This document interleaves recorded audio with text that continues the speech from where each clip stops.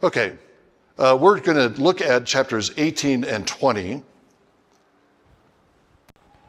18 and 20 have to do with sexual morality. This is in the section of Leviticus, as I've described it, that is turning focus from the sanctuary to the land,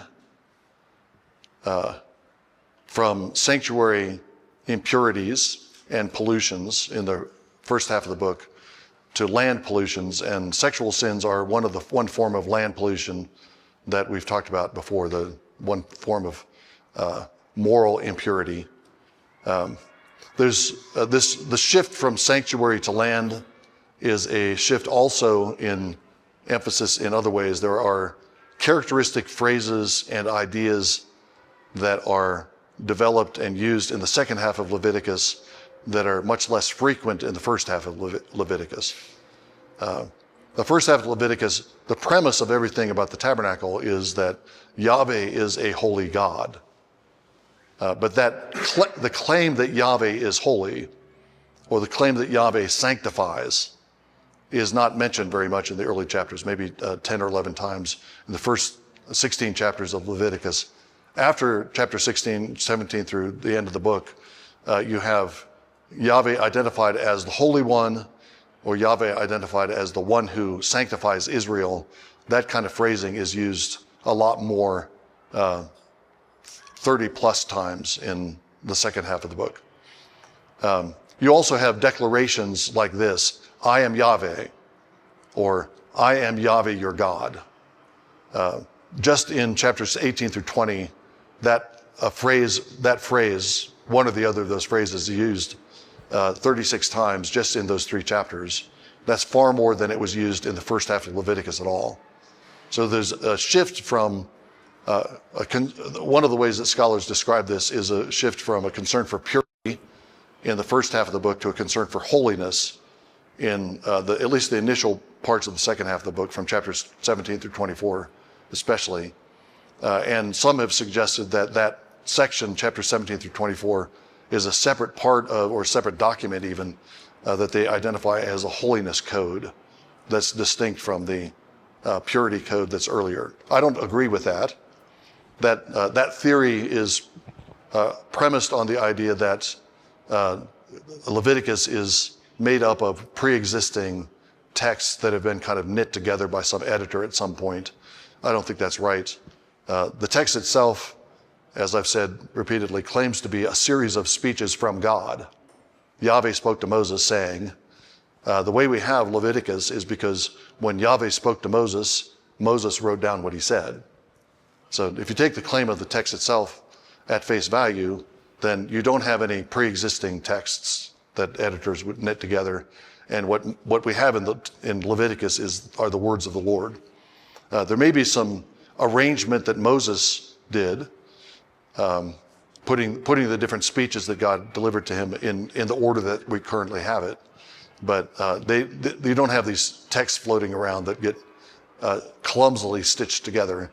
You don't have a group of priests that are all about purity, and then another group of priests that are all about holiness, and they have pitched battles against each other. And then finally somebody says, well, we can cover both of them in the same book. We'll put them together in the same book. That's the kind of theory that's proposed by a lot of Old Testament scholarship, and I think it's just nonsense. There's no evidence for it at all. So, but there is that, having said that, there is the shift of emphasis from one part of Leviticus to another, and that's just in the text. We shouldn't ignore that. That's highlighting something that's important for our understanding of the book. So,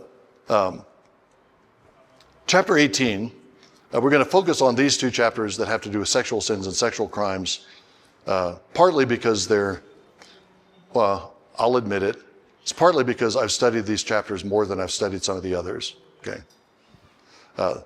I'll admit that. It's also partly contextual because, as you know, I'm sure it's the case here in Ethiopia to some degree, it certainly is in the States, one of the great pastoral challenges of our time is widespread sexual confusion and sexual immorality in our world. And Christians get infected by that, and they need clarity about sexual matters and sexual ethics. And the Bible provides that clarity, and Leviticus 18 and 20 is one of the places where we have detailed rules about what is legitimate and what is not with regard to human sexuality.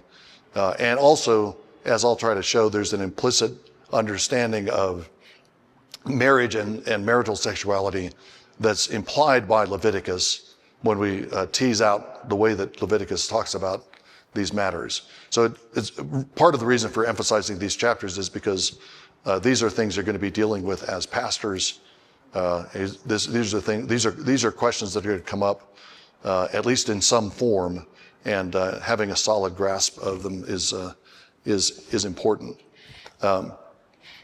Just as an example of the confusion that I mentioned within the church,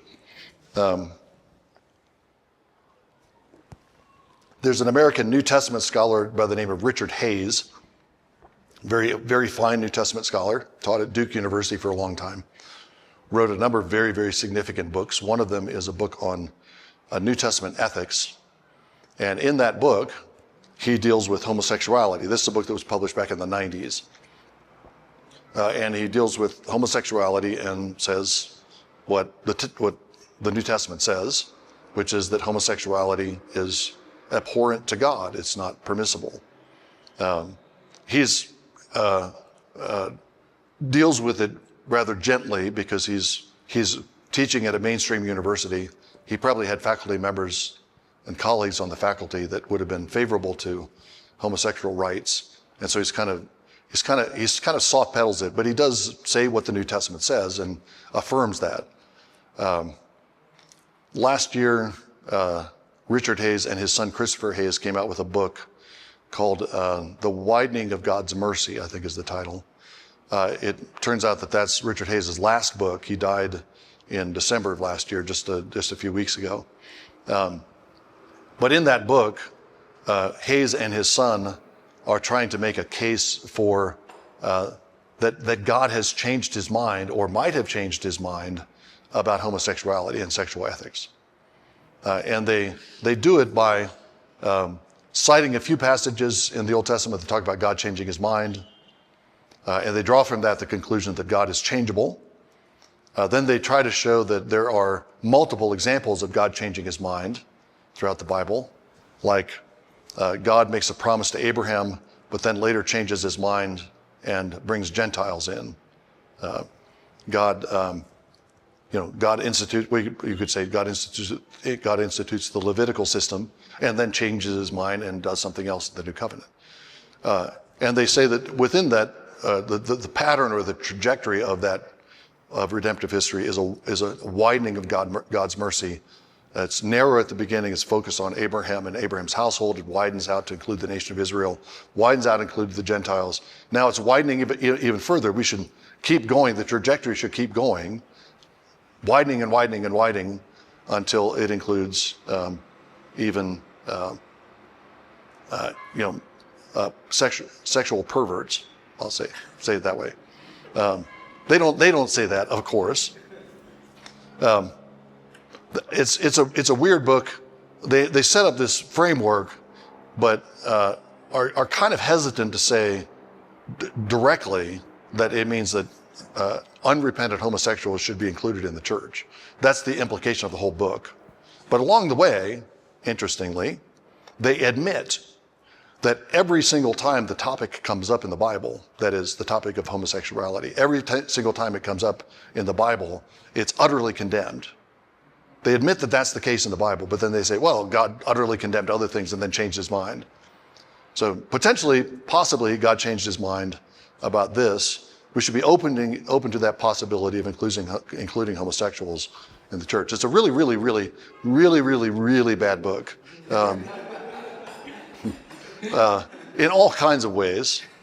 One of the strange things one of the conclusions I drew from the book is that as radical and edgy as it seems, they really do hold back from the logic of their argument. Somebody has an inborn attraction to people of the same sex. Is that possible? Yeah, I mean, we're sinners. So yeah, it's possible that you might have this. We all have certain kinds of inclinations to sin, and that does seem to be the experience of certain people, that they have this, from their earliest memories, have this kind of inclination to sin in this particular way. So I think that's possible.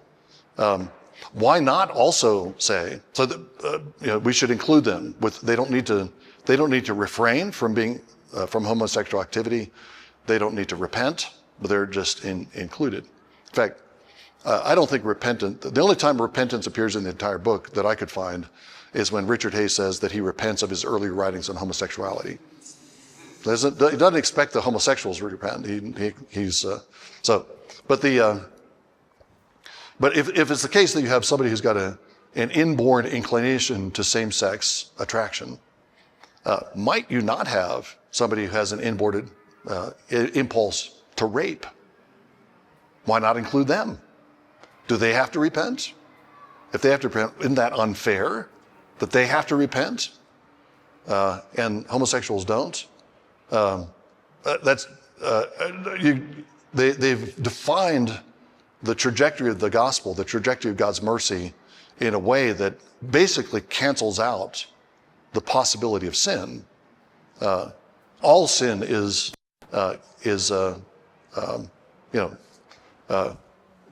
diluted. Every sin is acceptable. No repentance required for anybody. So it's a bad book because it draws conclusions that are contrary to Scripture, and it's a bad book because the argument doesn't work even in the way they're using it. And then I think the argument also proves way more than they want it to. They don't want to say the mercy of God is wide enough for every possible sinner without repentance. So anyway, I cite that book as a recent, and to my mind, pretty tragic example of a Christian teacher who did make wonderful contributions to our understanding of the Bible. A Christian teacher who ends his life, the last public words he speaks are to endorse unrepentant homosexuals as members of the church. So I'm sure you're aware that there are lots of other movements within the church that are doing similar things.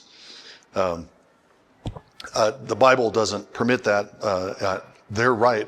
Hayes and Hayes are right that the Bible condemns homosexuality every time it brings it up, and treats it as particularly in Romans 1, treats it as a symptom of a decaying world. It's one of the stages of judgment in Romans 1. Idolatry, if you persist in idolatry, God gives you over to sexual confusion, including homosexual sin. You can continue this homosexual sin, God gives you over to all kinds of moral confusion and evil. And I think we're in certain places in the world today, we're well along that trajectory. And toleration of homosexuality is part of that, is part of the judgment that God's imposing. Okay, so that's one of the reasons why I wanted to bring this up and talk about these chapters in particular. So let me read the first several verses of Leviticus 18 to set us up, and then talk about particularly verse 6, which introduces the key terms. Then the Lord spoke to Moses, saying, "Speak to the sons of Israel and say to them, I am the Lord your God. You shall not do what was done in the land of Egypt where you lived, nor are you to do what was done in the land of Canaan where I'm bringing you. You shall not walk in their statutes. You are to perform my judgments and keep my statutes, to live in accord with them. I am Yahweh your God. So you shall keep my statutes and my judgments, by which a man may live if he does them. I am the Lord. None of you shall approach any blood relative of his to uncover nakedness. I am the Lord." Okay. Going to focus, as I said, on verse 6, but a couple of things before we get there. Verse 3 sets these statutes and these laws in the context of Egypt on the one hand and Canaan on the other. They've left Egypt behind. They're going into Canaan. And The Egyptian practices with regard to sexuality, they're not to imitate. Also the worship practices and other things of Egypt, but that's the specific focus is here on the sexual morals of Egypt. Nor are they to imitate the Canaanites where they're going. They're to be distinct people with a distinct sexual way of sexual living that's different from the Gentiles that are around them. We know from extra biblical texts that some of the kinds of incest that are condemned in Leviticus 18 are forms of incest that were used in Egypt, that were popular in Egypt. Part of this was out of political interest. You have a Pharaoh's wife. They have a son and a daughter. If the daughter marries somebody outside the family, then that husband from outside the family has some kind of claim on his children, and he have some kind of claim on the bloodline of the Pharaoh. And that's a potential threat to the Pharaoh. I suspect this kind of thing has happened in the history of Ethiopia. I don't know. I know in the history of Europe, you have the history of England, for example, you have all kinds of people who are related to the royal family. During the Middle Ages, you had dozens of households, dozens of great lords that were related to the royal family, and there's ongoing battles among them for a very long time until Henry VII takes over. You have ongoing battles that largely have to do with claims to the throne that are based on bloodlines. And it's because the royal family has kids, and the kids marry outside of their immediate family, as they should. But if you want to prevent that, and you don't want these other potential contenders, pretenders to the throne to arise, then you keep it in the family. And if Pharaoh and his wife have a son and a daughter, then they get married, and then you don't split up the bloodline and let another clan emerge that has a claim on the throne. So incest in that setting is not particularly sexually motivated. It's not sexual desire that makes the Egyptians do that, but rather political interest in trying to maintain the stability of Egypt should be as firm and as stable as a pyramid. Egyptian society should be as eternal as a pyramid, fixed, immovable, and incest is part of the way that they accomplish that. Don't do that. That's interesting, though, as we'll see. It's interesting that the Lord prohibits Israel from doing that, because that does mean you're going to have the potential for this branching out of authority that really does raise these issues. You're not to do what the Canaanites do. Again, we have extra biblical evidence of various kinds of sexual cults among Canaanites, cults that would involve sacred prostitution. Israel herself gets involved in these kinds of idolatry later on in her history. Moses warns against these things in Deuteronomy, against sacred prostitution. The prophets condemn Israel and Israel's kings for tolerating sacred prostitution, prostitutes in pagan temples, and sexual activity that's part of the worship of idols. What seems to be happening, at least in some of these cases, is kind of a cult of fertility that would be part of the worship of a people. And as a cult of fertility, the reason why you're worshiping, Baal, for example, is that Baal is a storm god, and he's the god who controls the rain. And if you want to have good crops, you need rain, and so you worship Baal to stimulate Baal to send the rain, so you can have a fertile land and you can have enough food and you can prosper. So in that case, you do rites to kind of stimulate fertility. I don't know if this is true of Baal worship, but in some cases that would involve sexual activity. Maybe the king or the prince, the clan, would have sex with a sacred prostitute as part of some kind of annual ceremony that would kind of ensure the abundance and the fertility of the land. Sexual activity, of course, produces fruit, the fruit of children. It's a productive, fertile activity, and it's a liturgical symbol of what they want to happen out in generally. So, not Canaan, not Egypt. You're going to have a distinctive life as a people, a distinctive sexual life. I think this goes back to the past issues that I started with. The church is called to have exactly the same thing, not to conform to whatever world is around it in all kinds of ways, but specifically not to conform to the world around it sexually. And there's been a couple of recent studies of early Christianity where this has been emphasized. That is, the distinctive sexual morality of Christians is one of the things that the pagans noticed about them, and one of the things that distinguished Christians from all the other peoples around them. So there's certain respects, for example, in certain respects, the Romans had kind of strict sexual morals, particularly pertaining to married women. If you're a married woman, you better not sleep around. You better not commit adultery. That's shameful. There are very, very tight regulations on women. Husband, well, not so much. If you're a Roman husband, if you're the head of a Roman household, you have sexual access, obviously to your wife because you're married to her, but you have sexual access to all of your servants, male or female. And Roman householders, Roman men who were wealthy aristocrats would take advantage of those rights. They would sleep with the maidservants in the house. If they had a particular inclination, they would have sex with the boy servants or the male servants of their house. And that was not treated as violating any kind of morals. Okay? Prostitution was fairly widespread in the Roman world. A woman who's a prostitute is kind of, she's kind of icky. But a man who visits a prostitute constantly, that's boys will be boys after all. You can't keep them from.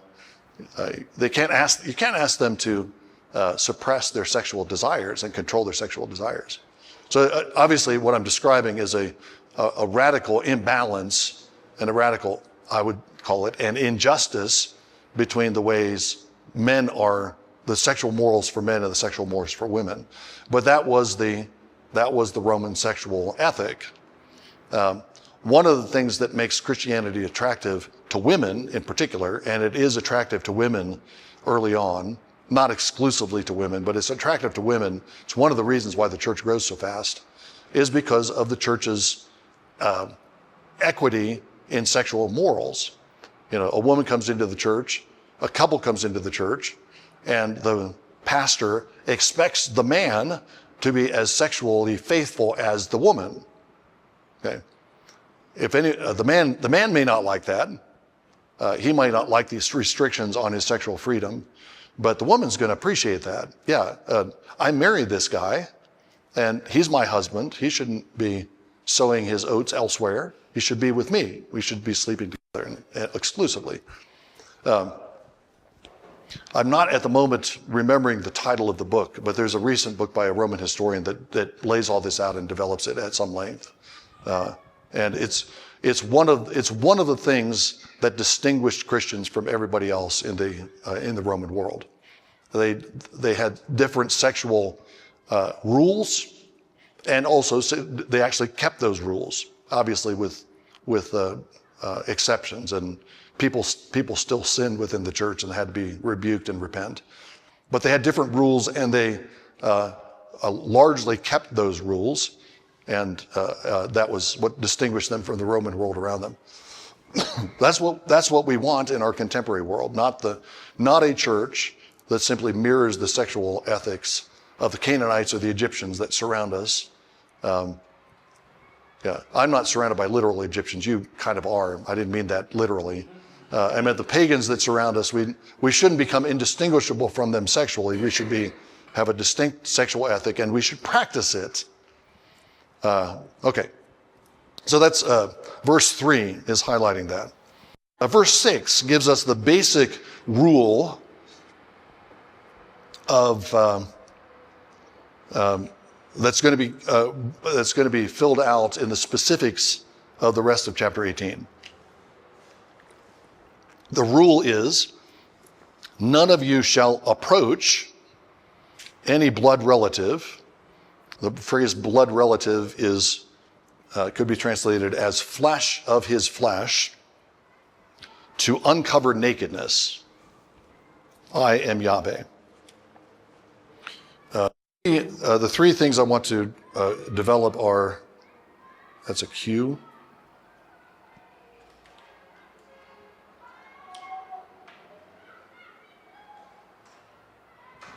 Karav, approach. You shall not approach. You might recognize that verb. Where have we encountered this verb before?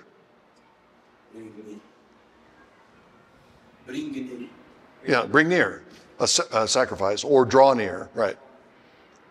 First 3 verses of Leviticus, we saw the root is used 7 or 8 times just in the first couple of sentences. It's a liturgical term about drawing near to God or bringing something near to God. The korban is the near bringing, right? Okay, that's the same verb that's being used here. We'll look at that. That's interesting. Flesh of flesh.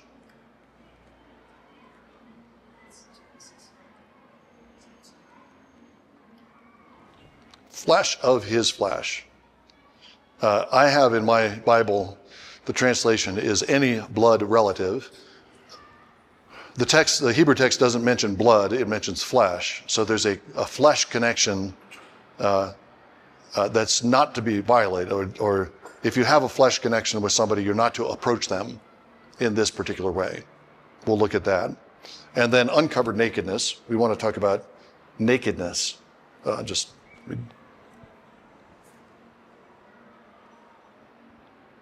say.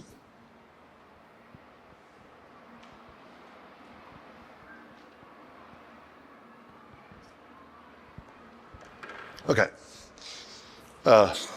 Those are the 3 terms that I think set up the system of sexual morality that's found in Leviticus 18.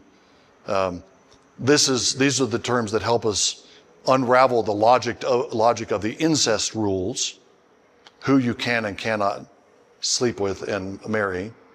And I think they'll also give us some insight into Christian sexual morality.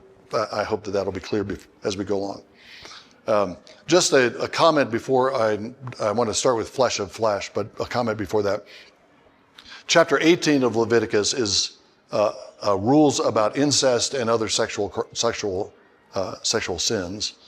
You turn over to chapter 20, and it goes through much the same list, not identical, but it's very much the same list of sins. But in that case, it's talking about penalties that are imposed for them.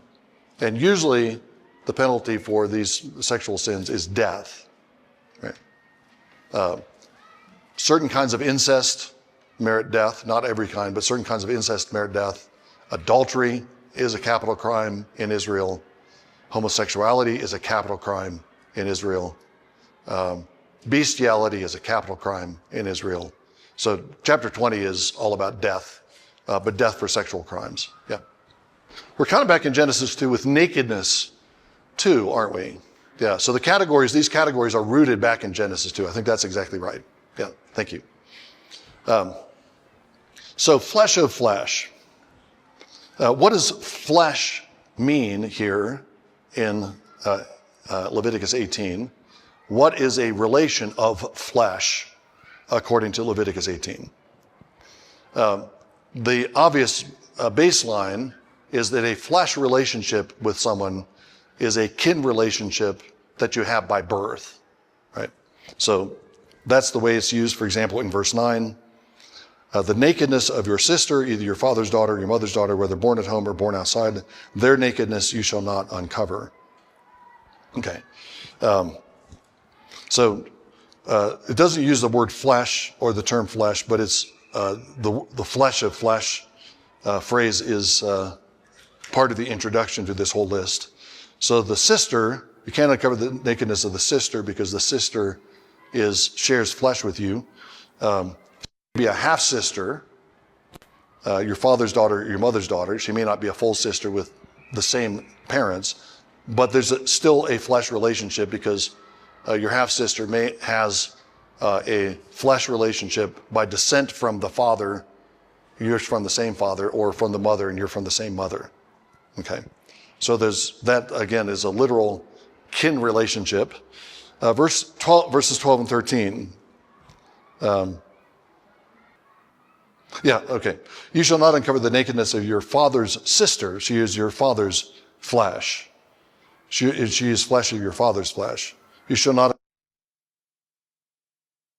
your mother's flesh of flesh. She is the flesh of your mother's flesh. There again, although a little bit more distant, with a sister, you have a direct descent from either both. You share both parents, or you at least share one parent, so you have a direct descent.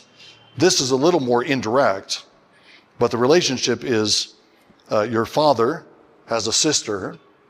They have a flesh relationship because they are from the same parents, or at least they share one parent. And because they have the flesh relationship, then your direct descent from your father also establishes a flesh relationship with his sister. Okay, makes sense? Okay. The same thing is true of your mother's sister. You have a flesh relationship with your mother because she bore you, and her sister is in a flesh relationship, a kin relationship with her, and therefore that encompasses you. You can't have your mother's or your father's sister, your aunt. You can't uncover the nakedness of your aunt because she shares flesh. Okay. But there are cases here where there is a relationship described that's not a biological or a physical kin relationship.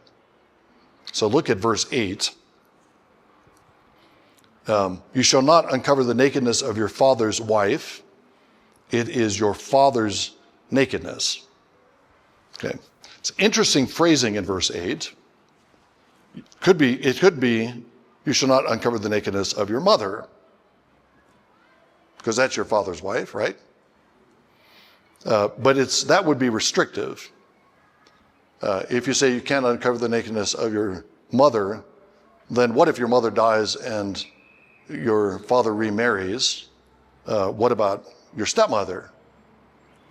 By phrasing it this way, verse 8 indicates that whoever your father's wife is, whether your mother or not, you shall not uncover the nakedness. And the premise again is because there is a flesh relationship with that woman. Okay. Here, I think we can talk in terms of a kind of covenant flesh relation, not a natural flesh relationship, not a direct biological relationship, but a relationship that is described as a flesh relationship that's made by covenant. So say your mother dies, your father remarries, your stepmother has no biological relationship to you, right? And yet she is considered a flesh, it is considered to have a flesh relationship because she has become one flesh with your father, and you are flesh and fleshly descent from your father, and so you are in a flesh relationship with his wife regardless of whether she's your mother. Okay, so the covenant one fleshness, they're not biologically, physically related either. Okay, but they are one flesh. They're in a one flesh relationship because of the covenant of marriage, and because they're one flesh together, you're in a flesh relationship with each of them. Verse 14. You shall not uncover the nakedness of your father's brother. That's not talking about a homosexual relationship. It goes on to say, you shall not approach his wife. She is your aunt. Aunt. How do you pronounce that word? A-U-N-T. Aunt. Back in the States where I come from, we say aunt, but there are places in the States that say aunt. Okay. Here we have a case. You have a genetic, fleshly connection, a natural connection with your father's brother, because he is, he's kin with your father. He's from the same parents, or at least one parent, and you're directly descended from your father, so you have this relationship. But his wife is presumably from a different family. You don't have a direct biological relationship with her at all. What you have instead is another covenant flesh relationship that's a little more distant. If you have your father and his wife, that forms one flesh, and you're in a flesh relationship with both. Now you have the one flesh relation, or the flesh relationship with your father. You have a flesh relationship with his brother genetically, and then because his brother is one flesh with his wife, she's included in that flesh of which you're a part. Okay, is that making sense? So the category of flesh is going beyond bodily or genetic or biological descent. There are different family trees operate on two axes. The simplest family tree operate on two axes. You have a vertical axis that is descent from parents to children, who become parents of their children, become parents of their children, and so on. And then there's a horizontal axis where you have parents, and then you have bro 1, bro 2, sis 1, sis 2. Okay, they're horizontally related, vertical relation. And then the Leviticus 18 and 20 have that kind of, they do make a distinction between these two branches of the family tree, as it were, these two kinds of flesh relationship. Insofar as you think of the horizontal relation, how far does the horizontal relation go? When you have people in the same generation, you can't have your sister. She's from the same parents, so you can't uncover the nakedness of your sister. Does that extend to, for example, the children of your father's brother and his wife? If they have children, are they on that horizontal axis and included, or rather excluded from marriage because they're on that horizontal axis? Cousins. It seems to me that the Leviticus 18 does not extend the horizontal axis beyond the immediate descendants of the parents or one of the two parents that you have. Okay, so the horizontal axis does not extend out to cousins or second cousins or third cousins, or however far you want to take it. So it seems to me that cousin marriage is allowed according to the Levitical laws. The vertical axis seems to go infinitely in either direction.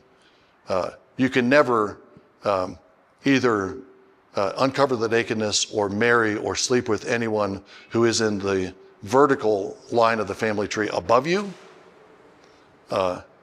Your mother, your stepmother, your grandmother, your great-grandmother. Okay. Not going to be a temptation usually, but that's anyone along that vertical axis prior to you is, and there's also the vertical axis below you, daughter of your son or daughter of your daughter, and so on. Okay, there might your grandmother is probably not going to be much of a sexual temptation. Your granddaughter might be. Okay, but both of those are forbidden. Anything along the vertical axis is prohibited. And in Leviticus 20, when it's talking about the punishments for sexual sins, the death penalties for incest are death penalties, or incest that takes place along that vertical axis. The horizontal axis, there are penalties, but they aren't phrased the same way if a brother uncovers the nakedness of his sister, they shall bear their sin, is the way it's put. That may imply the death penalty, but it's not the same language that's used if a man takes his father's wife. That is a death penalty form of incest. So the vertical incest along the vertical axis is taken more seriously, and it's perpetual up and down the axis, and its violations are treated more severely. Along the horizontal axis, it's limited in time, and it's also treated with less severity. Yeah, why phrase it that way? I'll get into that a little bit. I'll get into that when we talk about nakedness. Josh comes in for the nakedness discussion. You see, he's been waiting for this. When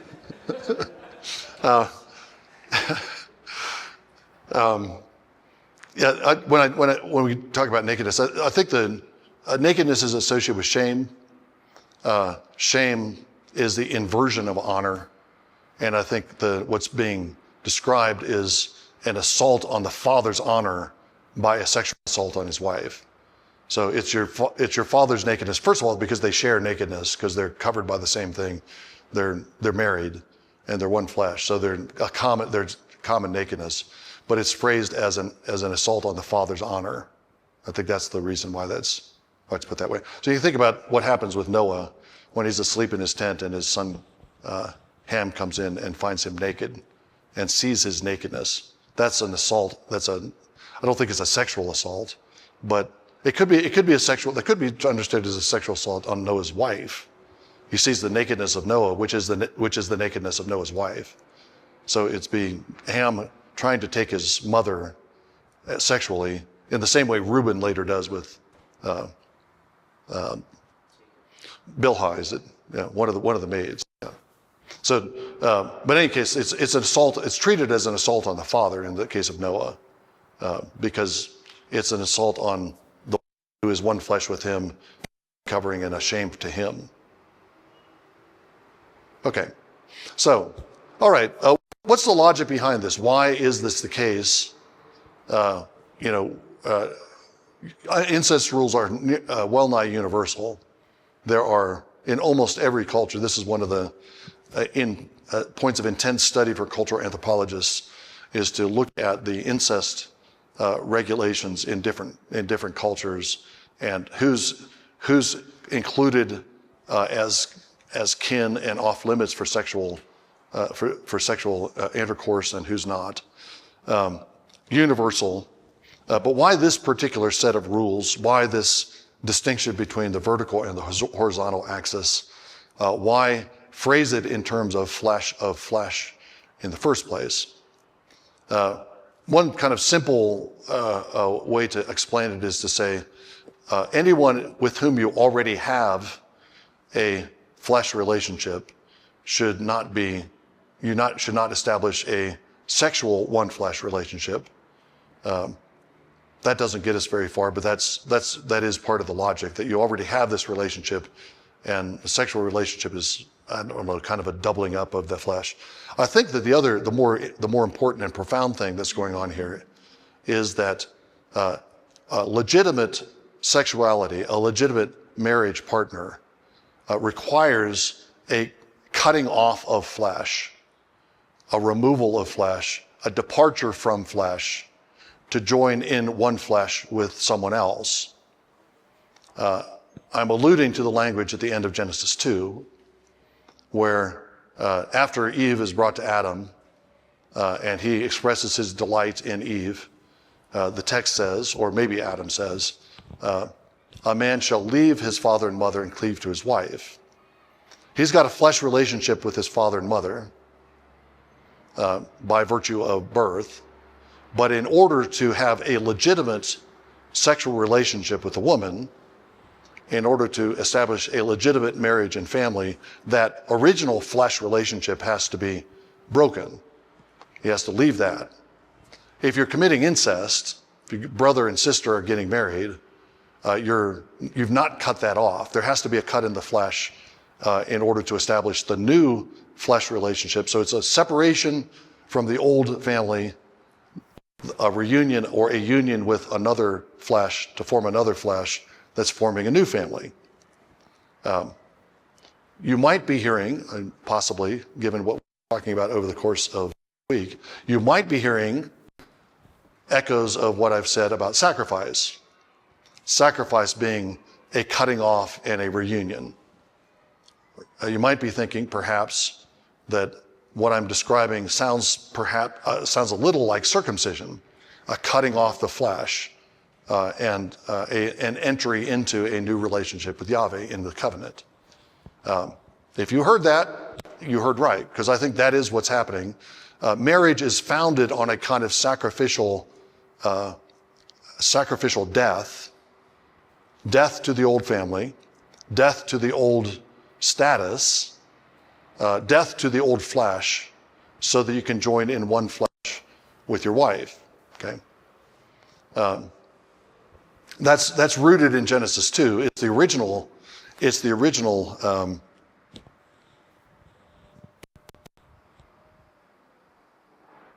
Trying to figure out what was in my notes. I saw something that I couldn't read. It's the original. That's the original marriage. That's the original couple was formed. It was a cut in the flesh, and then Adam was united with with a renewed flesh, which was the Eve that was built from his ribs, from his side. Every marriage has to include that leaving and cleaving. You can think about this at a number of different levels practically. Apart from the question of incest, if you have a man who has a deep and intimate relationship with his mother, which is a good thing, but a deep and intimate relationship with his mother that prevents him from taking his new status as a husband and cutting off that old relationship and joining himself to his wife and finding a new flesh relationship with a different woman, then you've got the beginnings of long-term marriage problems. Because the husband is going to be checking with his mother. The mother is going to be intruding on the marriage. That cut has to happen, and it has to be acknowledged by both the parents, whether it's you can see the same thing with a father and a daughter. It can go in any direction. But there has to be a cutting off psychologically.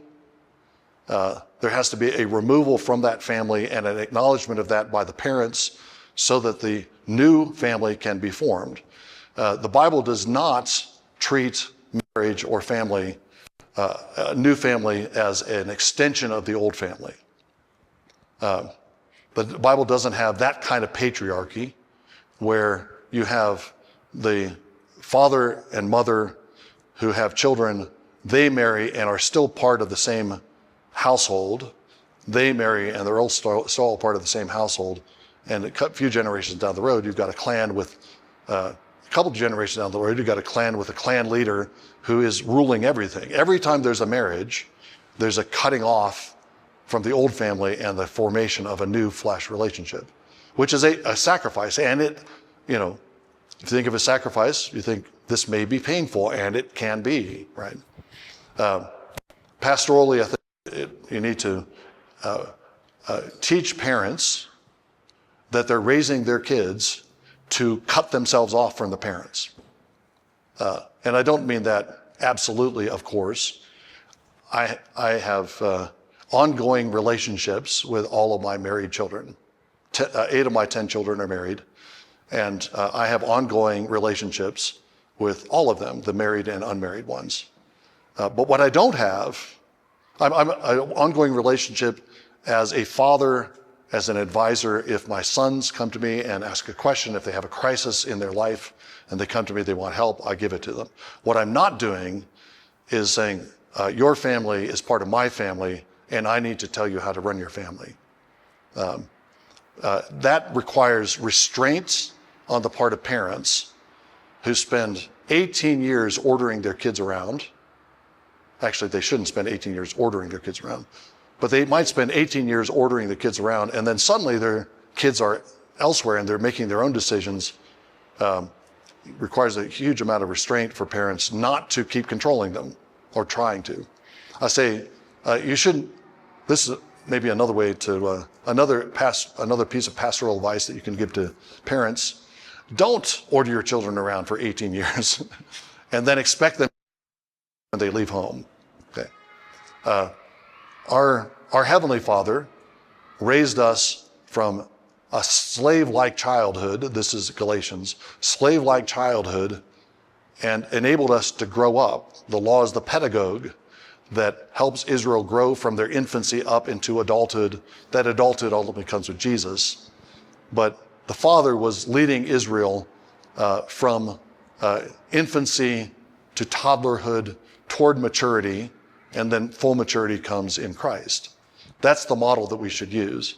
So while kids are still in the household, parents should be training them toward independence. They should be training them to be heads of their own household, or wives in their own household, wives and mothers in their own household. That's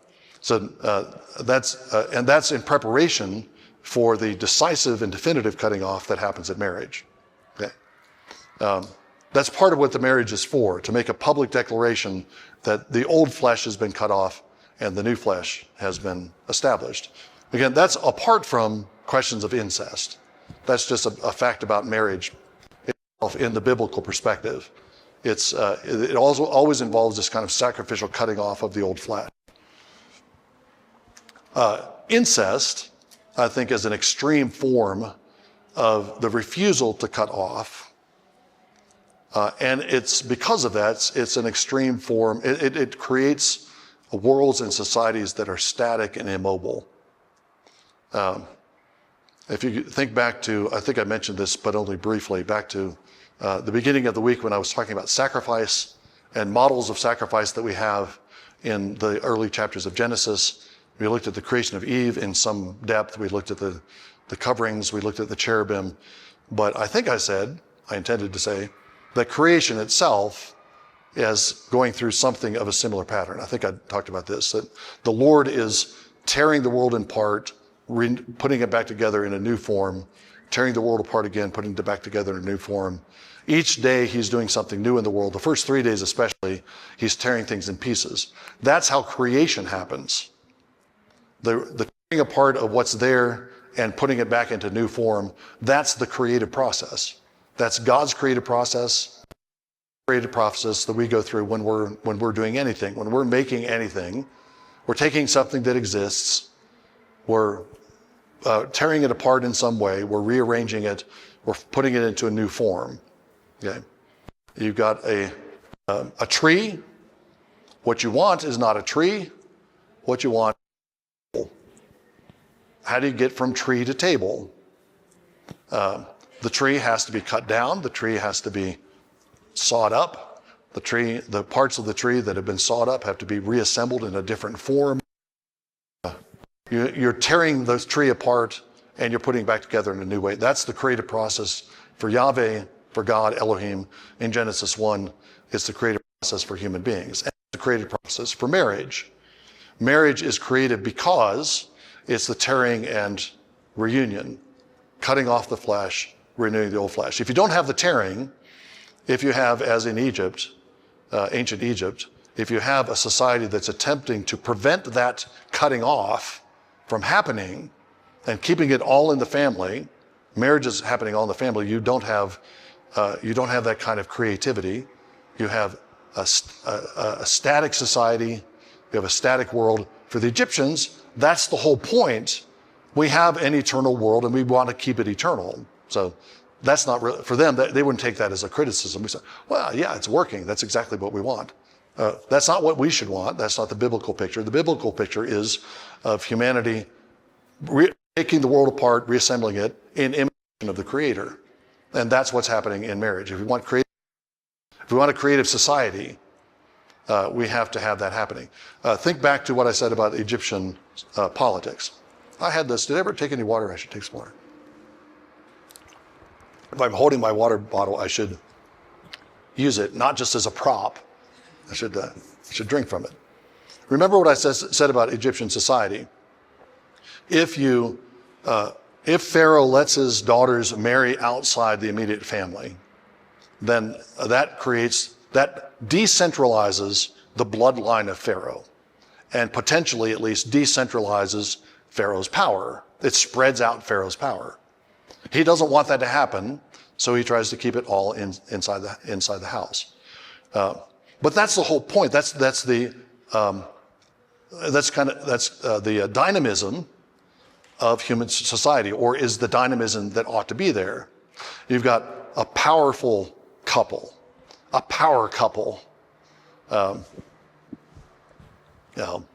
President Obama and his wife, Michelle. Barack and Michelle Obama, a power couple. And their children marry. They have two daughters. Neither one is married yet, I don't think. The children are going to marry from people from outside. Now the power that is in the power couple has been flowing out, but it's now encompassing other centers, because the spouses of their daughters, the husbands of their daughters, are going to have their own networks, family networks and networks of family. But now they have this connection to Barack Obama, who's a very powerful man. And so that power has now been kind of flowed out. And then their children marry outside the Obama family, and the power is distributing out, the authority is distributing out. That's a good thing. Okay, Pharaoh's trying to prevent that, but that's a good thing. I've got 10 kids. 8 of them are married.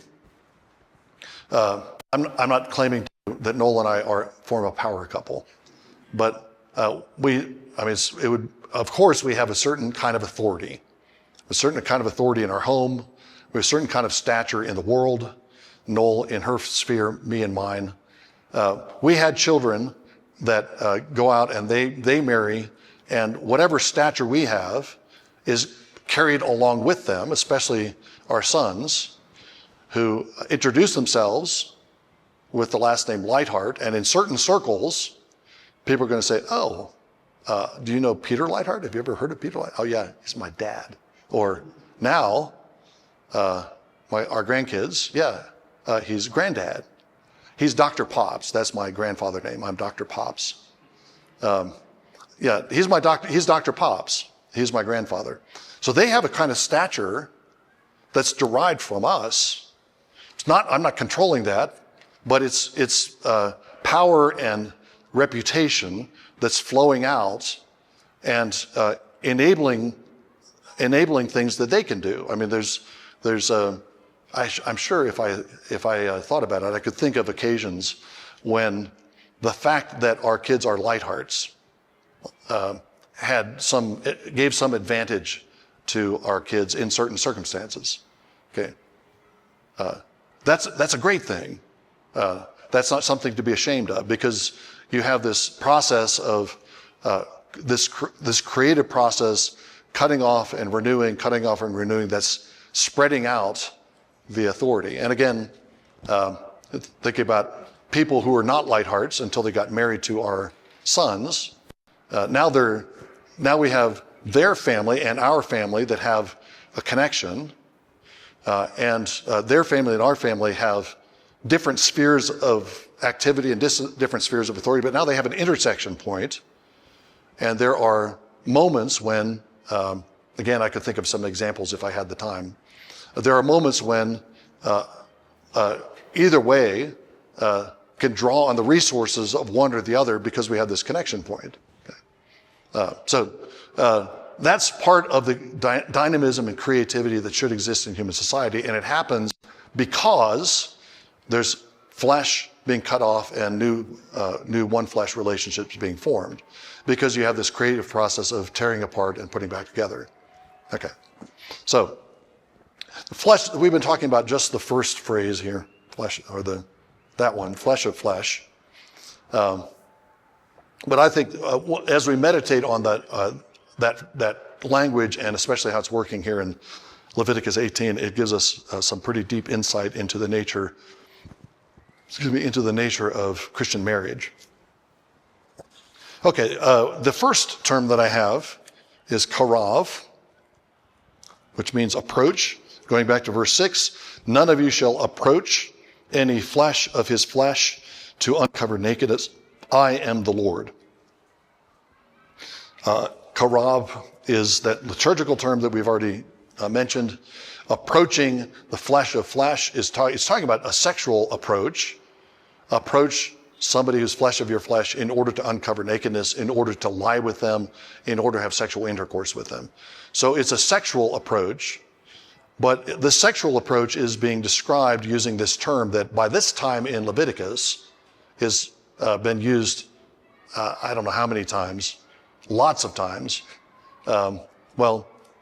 Some form of karav, you might remember, is used in the first 7 chapters of Leviticus. First 7 chapters. First 3 chapters, just the first 3 chapters, 26 times. So just in the first 3 chapters, we have this word or a word related to it that's used of liturgical approach 26 times. And then it's been used since then a lot of times. I'm not sure how many times it's used. By the time you get to chapter 18, you have this liturgical significance that's kind of been woven into the word, but now it's being used in a different context. But when it's used in this different context as with regard to sexual approach, that liturgical dimension is not absent. This is one of the ways that literary works work. You have certain terms and images, phrases that recur, and as they recur, it's like a snowball rolling downhill that gets bigger and bigger as it goes. It accumulates meanings as it goes through the text. And by the time you get to later in the text, it's a much richer term than it was at the beginning of the text, because it's been associated with all these things. So, one of the examples I'd like to use of that is the robe. I think I mentioned this earlier in the week. The robe motif in the Joseph narrative. The first time he's given a robe, yeah, that's nice. We don't really know what that means. Then it's taken off. Given another robe, that one's taken off. He's given. By the time you get to the end, you see this. You can tell the whole story of Joseph by the robes. And by the time he's given the final robe, then you have all this accumulated plot, all this accumulated story, and the robe that heightened significance because the robe has been part of this storyline. Leviticus isn't a narrative, but the terminology is being used in a similar way, and it accumulates meaning. So I think what we should think when we get to Leviticus 18:6 is that sexual approach is somehow analogous to liturgical approach. Okay. I've already said that during the course of the week in talking about sacrifice and the worship of the tabernacle being part of an ongoing marriage feast. Now, you offer sacrifice in order to reestablish communion with the divine husband. I pointed to the similarity between the term for woman, isha, and the term for bridal, the term for altar portions of the sacrifice, isha, and that gives a kind of bridal, marital, wedding dimension to every sacrifice that's performed. So liturgy is marital. Liturgy has this kind of erotic, can be described in these erotic terms, as the bride approaching the husband and the husband accepting the bride, and the union of bride and groom in the communion of worship. I mean, that's not just describing Old Testament worship, that's what's happening in New Testament worship. We're gathering together as the bride of Christ. We're praising our husband. He speaks to us through his word. We exchange words. When we have the Lord's Supper, we come and we commune with our husband. And he feeds us himself. And he indwells us. We indwell him. We become, as it were, one flesh with Jesus. That one fleshness is renewed. So that's worship has this kind of can be described in this kind of sexual terms. What Leviticus 18 is doing is describing sexuality in liturgical terms. Now, that can give us, before we look at one particular place, one particular verse where this verb is repeated, that gives us, I think, another profound insight into the nature of human sexuality. If you think of sexual intercourse and as in this kind of liturgical way, there's a respect, honor, homage that husband and wife pay to one another in sexual life. In the old Book of Common Prayer liturgy for wedding, the old vows, Book of Common Prayer is the Church of England's book.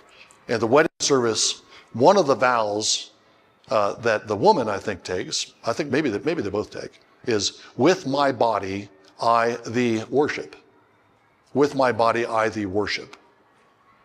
That sounds weird, Sounds like it's idolatry, but I think it's capturing an important thread and dimension of biblical understanding of marriage.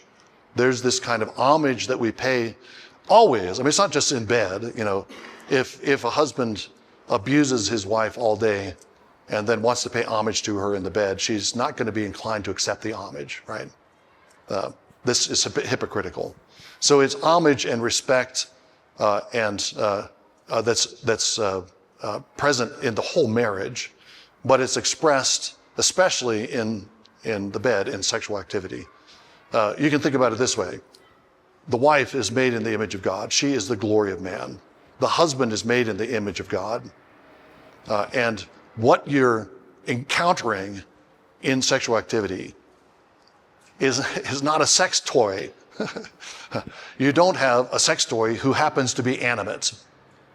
What you have is a human being made in the image of God. And your sexual approach should express that. You don't approach the Lord and seize things from the Lord. You don't come into the sanctuary and rape the sanctuary. You do it with respect and honor, love and devotion, and those are both liturgical attitudes and also sexual attitudes. So drawing near in order to uncover nakedness is and the liturgical overtones of that, I think, gives us a really important insight into the nature of marital sex. Karav, that verb, reappears in Leviticus 18 and 20, these chapters about sexuality. In chapter 20, verse 16, it appears in 18, verse 6 as part of the general rule. No one shall approach the flesh of his flesh to uncover nakedness. And then chapter 20, verse 16, if there is a woman who approaches any animal to mate with it or to lie with it, you shall kill the woman and the animal. They shall surely be put to death. Their blood guiltiness or their blood is upon them. Okay. A woman who approaches a man to lie with it, it's a death penalty. Bestiality is a death penalty. You can flip it around. If a man approaches a beast to have sexual intercourse with the animal, it has the same penalty, I think. It's not just for the woman. But the language there, it's again karav in verse 16. It's the woman approaching any animal to mate with it. And what this verse is obviously prohibiting is a certain kind of perverse sexuality that has been practiced and is practiced in various corners of the world,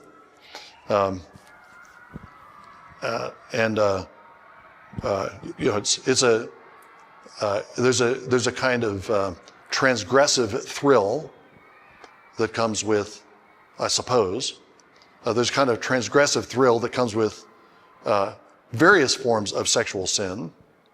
That is, there's a thrill in breaking the rules and breaking the boundaries. Probably seen movies about adulteries. I don't know if you ever watched a movie about adultery. But the adulterers are always very sexually intense with one another, much more than they are with their spouses, right? There's the thrill and the excitement of transgressing their marriage vows. Okay?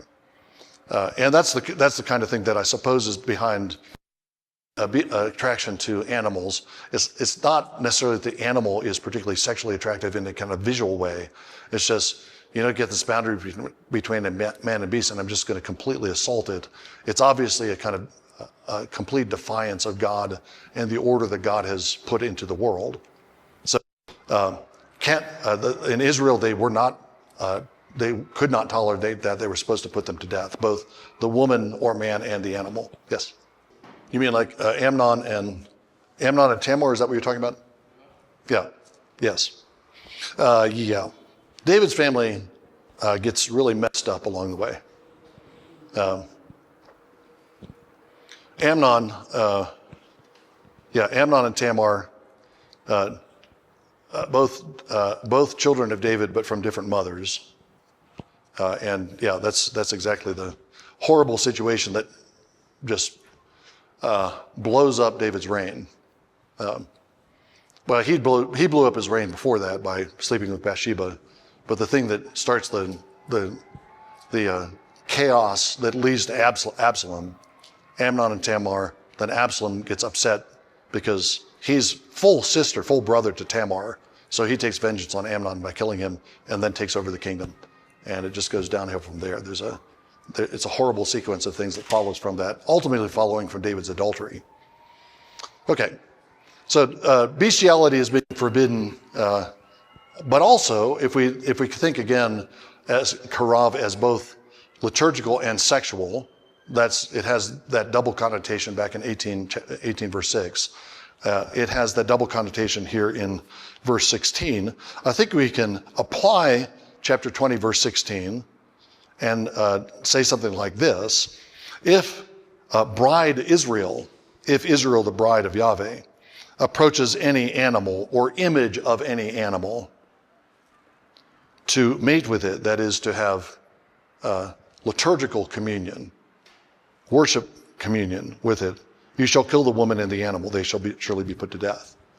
So it's about bestiality, but the language suggests that there's also a liturgical application that would apply to Israel and Israel's idolatries.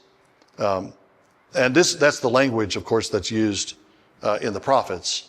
The prophets condemned Israel's infidelities with idols. It's also often in terms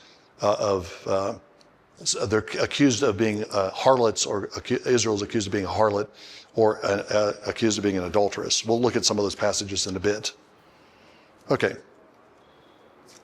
So the last phrase I want to talk about is, the last word I want to talk about is nakedness.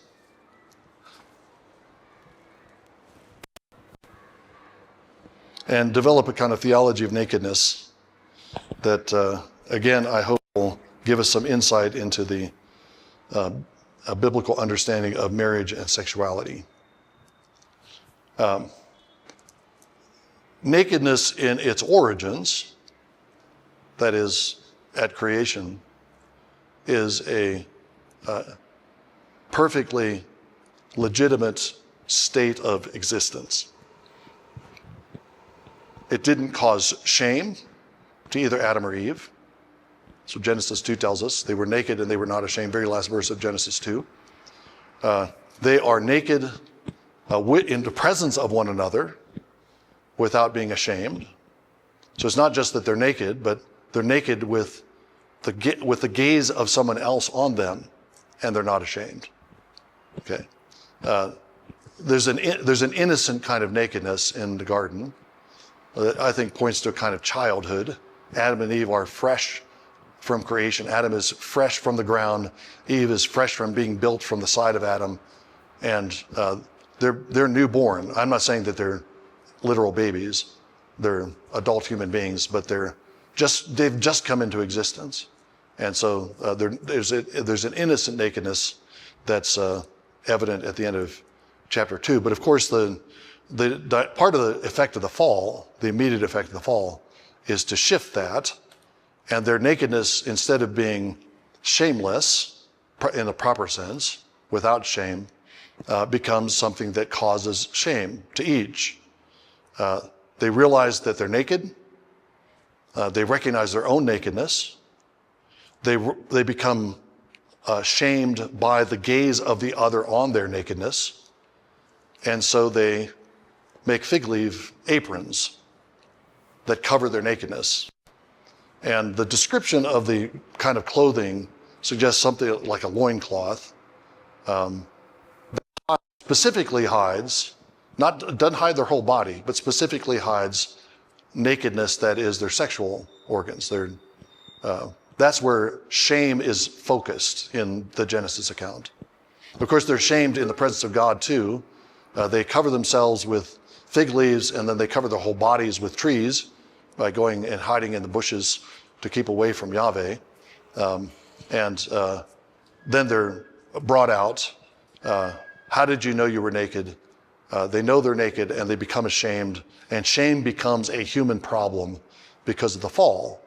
As long as man was in innocence, nakedness was not shameful. I don't think Adam and Eve were going to remain naked forever. I don't think if there had been no fall, you'd have a world of a nudist world. Clothing is not just a covering of shame. It is, but clothing also obviously for protection against things in the world. It would have gotten cold in an unfallen world. It wouldn't have been, Southern California, which is always sunny and 74 degrees. You would have had variations of temperatures, and you would have had to have clothing to be warm in cold weather. And clothing is also a sign of, is a sign of status. It's a kind of self-expression. I don't think it would have taken long if Adam and Eve had remained unfallen for Eve to say, I'm looking at this cotton stuff out in the field here. I'd really like to have something white to wear. Maybe you could make something white. I think she'd want to have some kind of dress that would enhance her glory. So I don't think clothing itself is a result of the fall. What's the result of the fall is clothing as a covering for shame.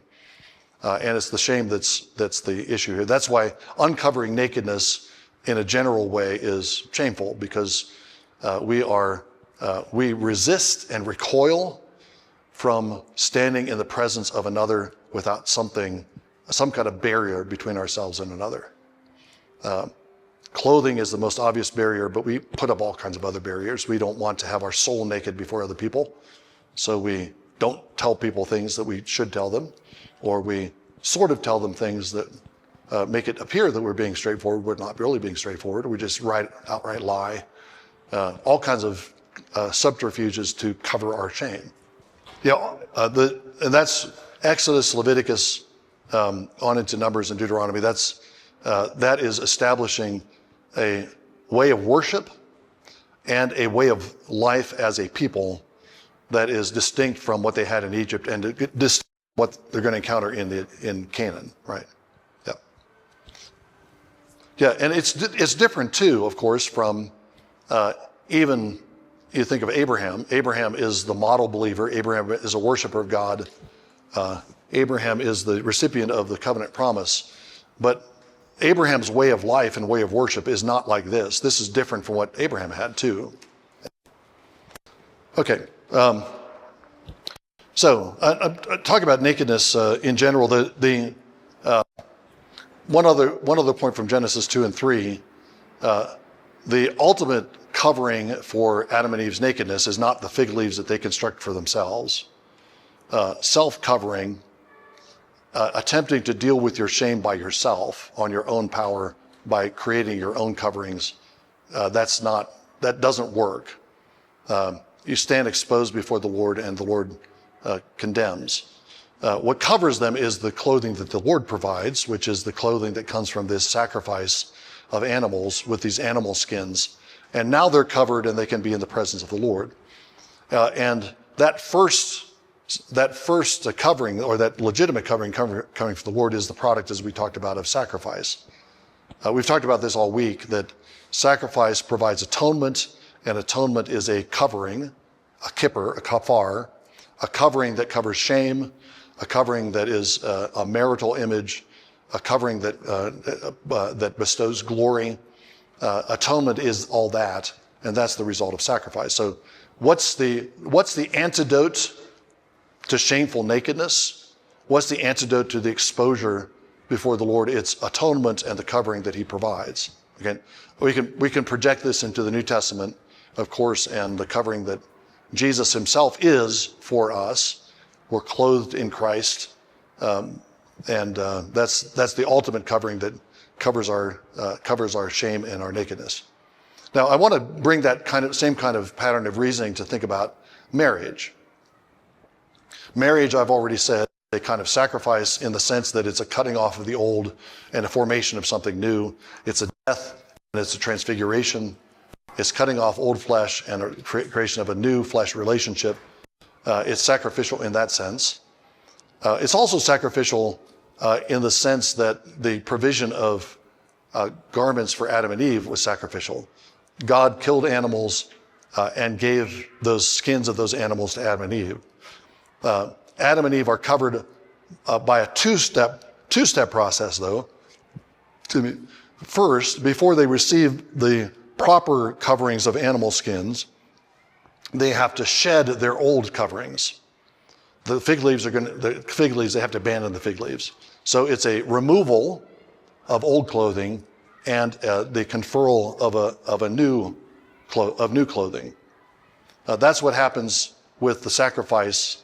That's the part of the dynamic of sacrifice in Genesis 3. It's part of the dynamic of sacrifice in all the sacrifices.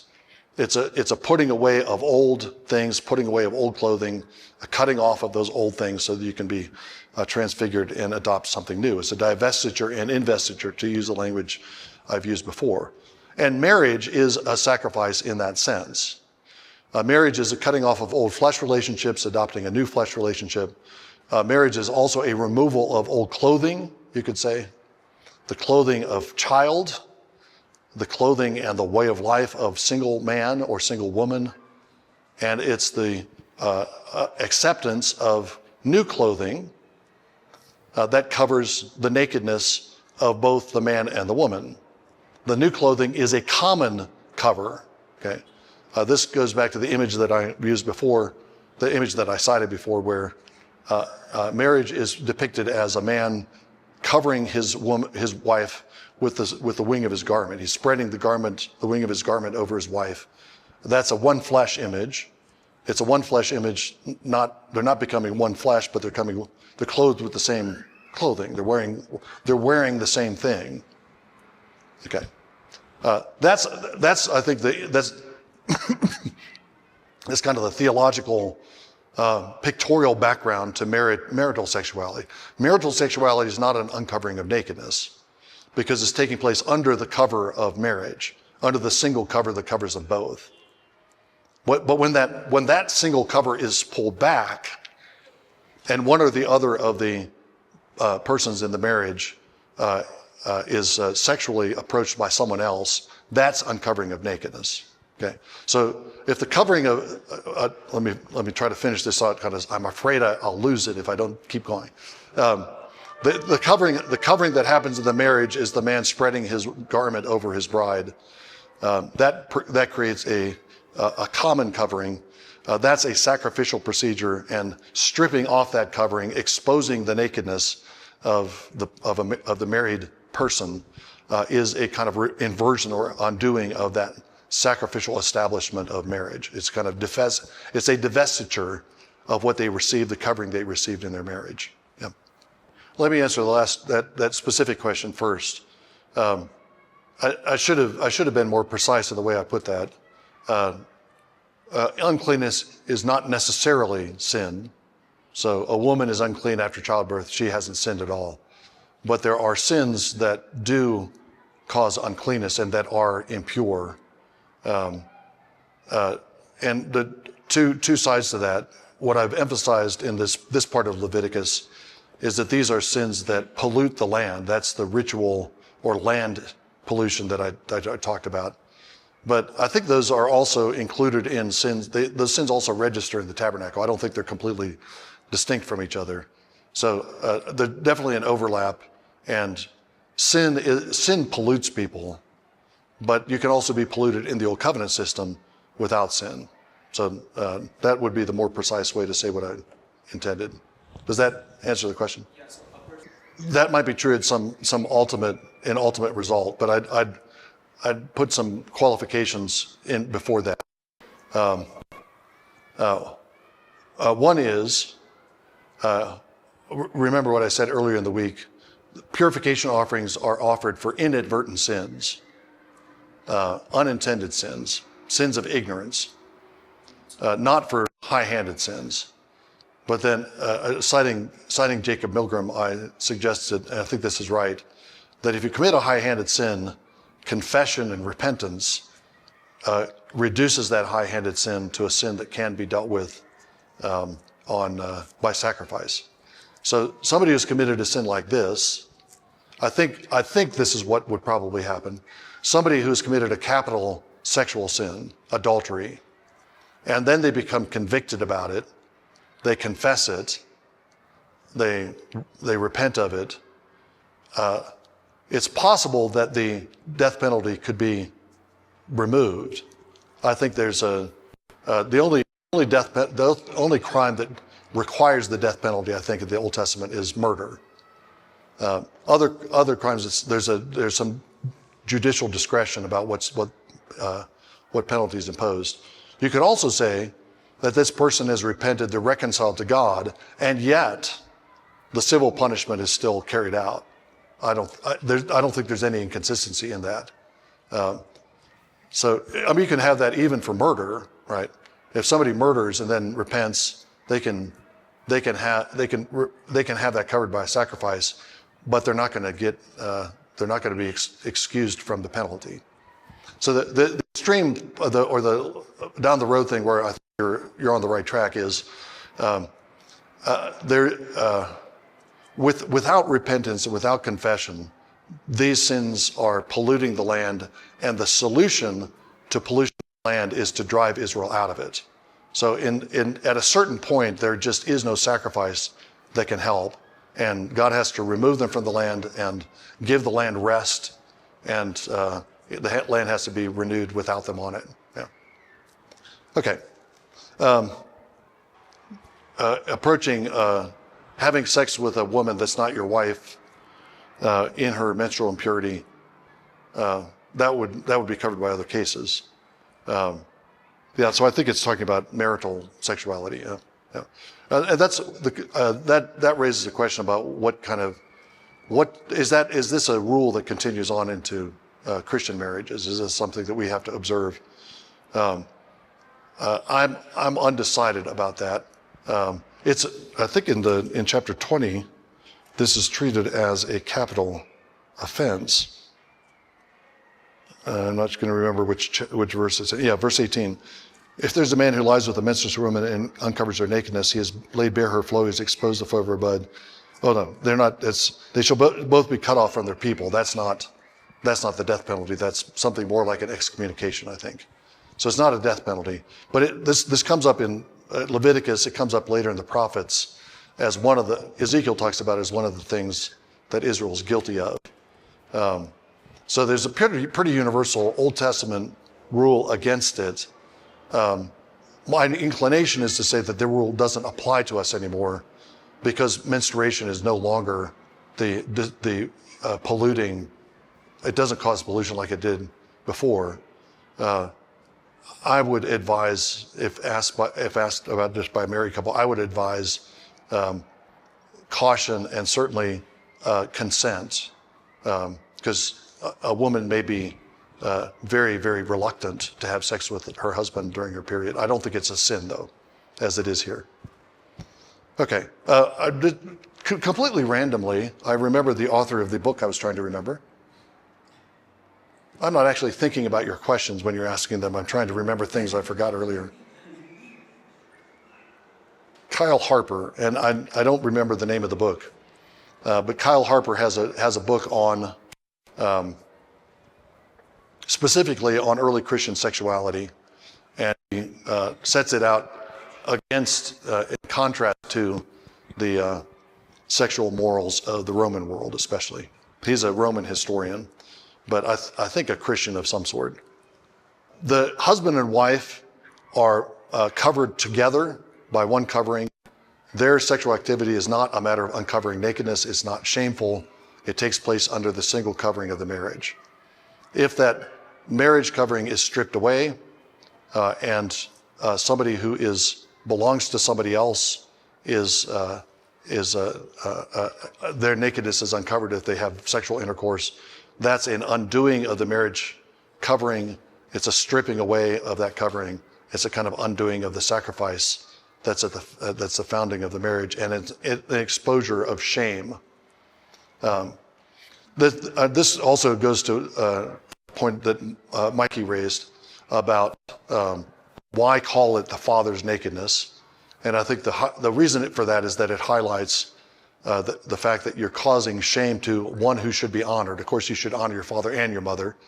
But then it highlights the father's nakedness in order to show that these sexual sins, especially the ones that are running on that vertical axis, these sexual sins are acts of dishonor, especially the upper vertical axis, sex with somebody who is a superior or an elder that should be honored and respected, and instead you're exposing them to shame by uncovering nakedness. So that's part of the rationale why it's sinful. And I think that that explains, I think, why we have chapter 20, verse 9 included in this legislation. So far it's been all about sexuality and idolatry. But then you have in verse 9, if there's anyone who curses his father or his mother, he shall surely be put to death. He has cursed his father, his mother, blood guiltiness, his blood is upon him. So why is that reminder of the fifth commandment about the honor to father and mother? Why does that appear here? I think is because part of the rationale for these rules is a fifth commandment rationale. These are all violations of the seventh commandment, thou shalt not commit adultery. But the fifth commandment is involved in it because you can commit sexual sins of a sort that are also violations of the commandment to honor your father and mother, and you can bring shame on your father and mother. One last thread of the imagery of nakedness before we go on to look at the feasts of Israel briefly. Israel is depicted in the prophets as a harlot. I won't read the passages. You can read Ezekiel 16 and Ezekiel 23 especially are the chapters, very vivid chapters about Israel's marital unfaithfulness to her husband. Israel is a prostitute who's sitting in public exposing herself. Ezekiel 16 and Ezekiel 23. Israel is depicted as or probably Jerusalem, Judah, is depicted as a prostitute who's out on the street exposing herself, exposing her nakedness to everyone who passes by. She's attracted to the manliness, let's say, of the Assyrians. They're very, very manly. And so she lusts after them. She wants to be united with Assyrians. This is a portrait of idolatry, the lust that Israel has for idols. But it's depicted as sexual lust for idols. And it's depicted as an uncovering of nakedness. The Lord's judgment against Israel and Judah for uncovering nakedness is to give her over to her own sin. That's often the dynamic of judgment. Romans 1, that's what Romans 1 is about. You keep indulging idols, the Lord gives you over to your idolatry, and that leads to other kinds of sins. You continue in those sins, the Lord gives you over to other kinds of sins.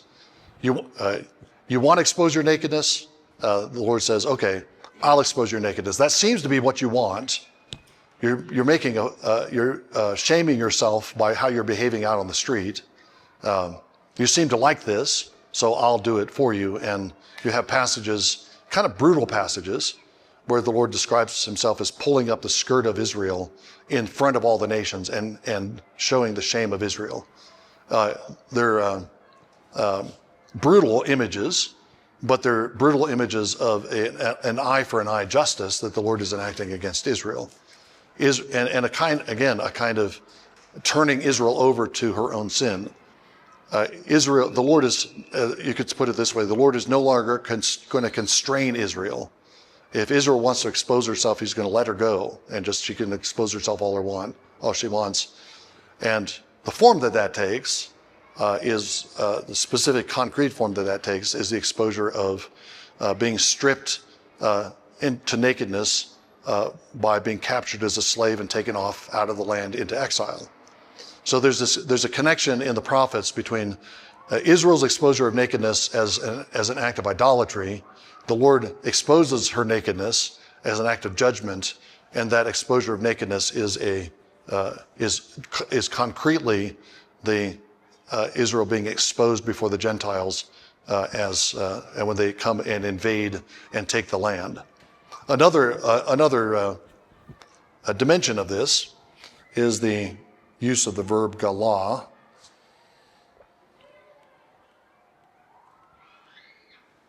which means uncover. It's the word that's used here in Leviticus 18, galah. It's used also to describe exile. What happens to Israel in exile is that the land is uncovered. The land is left naked, as it were. The land is exposed. In that case, the most immediate significance is the land is exposed to invaders. And also the land is literally stripped of people because people are being deported. It's being stripped of fields and plants because there aren't any people left to sow the fields and to take care of the land. It's being stripped because the invaders come in and they tear down cities and they burn things up. So the land is being stripped and exposed and left shamed and naked before the world. When Israel is being described as the unfaithful bride, this imagery of exile as an exposure of nakedness is part of that's part of the judgment. That is the judgment that she'll suffer. Okay, questions about all that? Yeah, I think that these, with some exceptions, issue of menstrual impurity, with some exceptions, I think all of these rules apply in the New Covenant. If somebody came to me as a pastor and was contemplating a marriage that would violate these rules, I would tell them no. I'd tell them you're not allowed to do that. So I think they still apply. I think the dynamics still apply. That sexual sin causes pollution to the church. We looked at that yesterday in Revelation 2 and 3, and causes Jesus to spew the church out of his mouth. Chapter 20, the death penalties, that's obviously a different sort of thing. And the way I think it applies fundamentally in the New Covenant is within the church. These are sexual sins that merit church discipline to the point of excommunication. So the death penalty, and I'm drawing on 1 Corinthians 5. Let's look at that briefly. 1 Corinthians 5, he's talking about incest. Verse 1 is actually reported that there's immorality among you, immorality of such a kind as does not even exist among the Gentiles. Somebody has his father's wife. Okay, that's a case that's covered in Leviticus 18, and Paul is condemning it as a Christian practice. He doesn't cite Leviticus here. In fact, the argument he gives is that even the Gentiles aren't like this. They have rules about incest, but this is a case of incest, and it's a case of incest that in the Old Covenant would have merited the death penalty. Taking your father's wife is a death penalty form of incest. So what does Paul tell the church to do? Tells the church, in the name of Jesus, verse 4, when you are assembled, and I'm with you in spirit with the power of the Lord Jesus, I've decided to deliver such a one to Satan for the destruction of his flesh, and his spirit might be saved in this day of the Lord Jesus. So the church is exercising discipline, and the church is expelling the person from their midst. And then verse 13 furthers Paul's argument. But to those who are outside, God judges, quote, remove the wicked man from among yourselves. That's a phrase that's used repeatedly in the book of Deuteronomy in context where it's describing the death penalty. Remove the wicked man from among you. Moses says, if you have a murderer, you need to remove the wicked man from among you. Idolaters need to be put to death. Remove the wicked man from among you. Paul takes that phrase and applies it to the church, and the way that the church removes the wicked man from So I think this is, he doesn't exactly cite Leviticus 20, but this seems to be a New Testament application of what Leviticus 20 is indicating. Some quick things about chapter 23, which is about the feasts. Not much time left, but I will say what I need to say very, very, very rapidly. Two different terms that are used here to describe what's going on the festivals. Chapter 23 is a schedule of festivals. One of the terms is one we've seen already, which is moed. We saw that in the phrase ohel moed, tent of appointment or tent of meeting.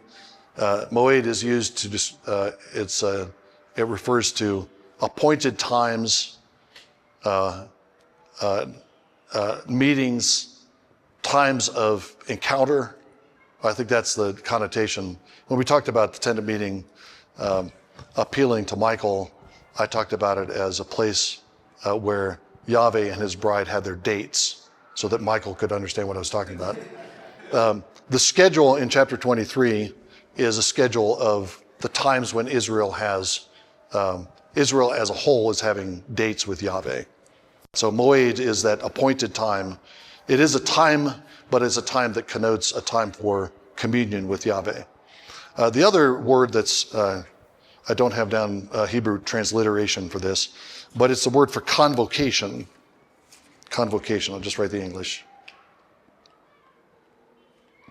Convocation, and whatever the Hebrew word is, implies a gathering, as the word in English does, an assembly, and when there is an appointed time, there is typically an assembly. People come together at the appointed time.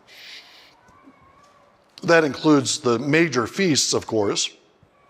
When Passover happens in the first month, you have the people gathered to the tabernacle, and they celebrate Passover together as a people. As the men are required to be there. They can bring their families if they like. So you have convocations, large-scale convocations, at the three major feasts, which are Passover, Pentecost in the third month, and the Feast of Booths in the seventh month. Those are the three that Israelite men had to attend. Pentecost, Passover, Pentecost, and the Feast of Booths. And so you have these huge crowds assembling and having convocations, and that would happen at the central sanctuary. But according to verse 3, there's also a convocation that happens at the weekly Sabbath. For 6 days work may be done, but the seventh there is the Sabbath of complete rest, a holy convocation. You shall not do any work. It is a Sabbath to the Lord in all your dwellings. Okay, so you cease from work. That's the original Sabbath command, and you extend that Sabbath rest to other people who are under your authority. But here we have the additional detail that day of rest is also a day of holy convocation. So what's happening there? Does that mean that every Sabbath day, every Israelite is supposed to be at the central sanctuary? Practically, that's not going to happen. We've talked about this before, the operation of the tabernacle system. Once they get settled in Israel, you can't get everybody there all the time. They'd spend half the week traveling back home, then they'd turn around and come back. It's not an all Israel convocation at the tabernacle. Instead, I think what's happening is that there are convocations spread out throughout the land, assemblies of Israelites spread throughout the land that are happening every Sabbath day. Who's leading those? What's happening there? In answer to the second question, we don't know. In answer to the first question, we can guess because there are Levites and priests, especially Levites, scattered all over Israel. They don't have any particular plot of land of their own.